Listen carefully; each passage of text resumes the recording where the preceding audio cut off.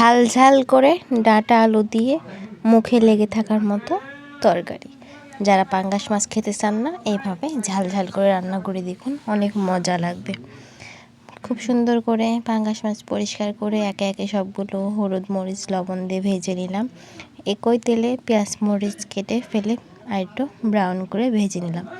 এরপর কেটে রাখা ডাঁটা আর আলুগুলো খুব সুন্দর করে দিয়ে হলুদ গুঁড়া মরিচ গুঁড়া লবণ আদা রসুন বাটা দিয়ে খুব সুন্দর করে কষিয়ে নেব। এই কষাতে এই তেলেই না একদম সিদ্ধ হয়ে আসবে, কষাইতে কষাইতে এর আলাদা করে পানি দিতে হবে না।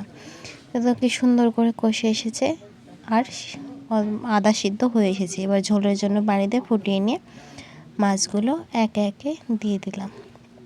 ধোয়ায় ভরে গেছে মাছগুলো। ভালো করে ফুটে আসলে জিরা ভাজা গুঁড়ো করা ছিল একটু একটু দিয়ে দিলাম যেন গন্ধ না থাকে। রেডি হয়ে গেল মজাদার তরকারি।